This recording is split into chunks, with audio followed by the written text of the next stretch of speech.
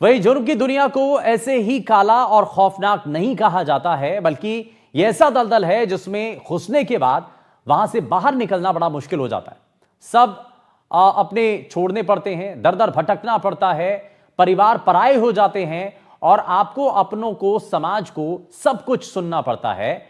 इसलिए कहते हैं कि जुर्म की दुनिया से जितना दूर रहा जा सके उतना रहो, क्योंकि यहां एंट्री तो आसान है लेकिन एग्जिट मौत ही है।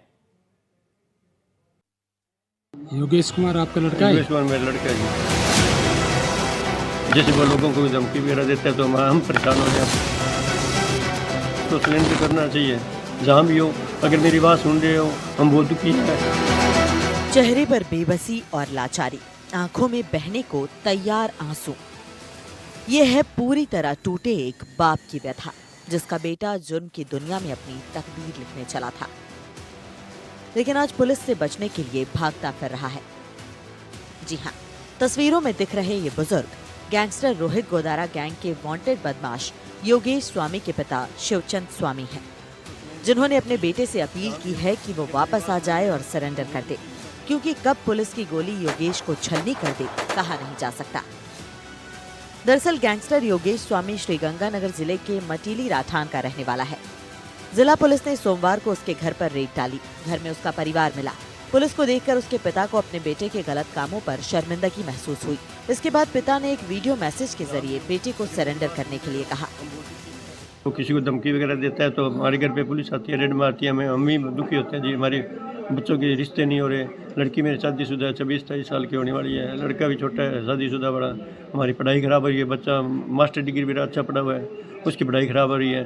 जैसे वो लोगों को धमकी वगैरह देता है तो हम परेशान हो रहे हैं। हमारे पास आती है। अब मैं तो ये कहता हूँ जी उसको सरेंडर करना चाहिए जहाँ भी हो। अगर मेरी बात सुन रहे हो, हम बहुत दुखी है। आप लड़के की वजह से ऐसा लड़का है ये। हम तो सोचते थे मैं औलाद ही ना जामे। अगर है असली औलाद तो उसको यहाँ पे हमारे से संपर्क करके, चाहे पुलिस वालों से संपर्क कर ले, हमें कुछ हिट दे दे, हम करवा देंगे उसको। कोई साल नहीं, 2-4 साल अंदर रह जाएगा। क्या है जी। बता दें कि बदमाश योगेश स्वामी पर आर्म्स एक्ट, धमकी और रंगदारी मांगने के मामले दर्ज हैं। योगेश रोहित गोदारा गैंग से जुड़ा हुआ है और कई गंभीर मामलों में वांटेड है। इस पर साल 2016 में मटीली राठान थाने में पहला मुकदमा दर्ज हुआ था। जनवरी 2024 में श्रीगंगानगर के सदर थाने में केस दर्ज हुआ था। इसके बाद 23 जनवरी 2024 को पुलिस ने 25,000 रुपए का इनाम रखा था। योगेश के इस आपराधिक रिकॉर्ड के कारण उसके पिता और परिवार जिल्लत भरी जिंदगी जीने को मजबूर हैं और उनका सामाजिक बहिष्कार भी कर दिया गया है। ऐसे में एक बेबस पिता की आखिरी अपील है कि बेटा लौट कर आ जाए और सरेंडर कर दे। कहीं ऐसा ना हो कि लाचार बाप को उसकी अर्थी उठानी पड़े। Bureau report, NDTV, Rajasthan.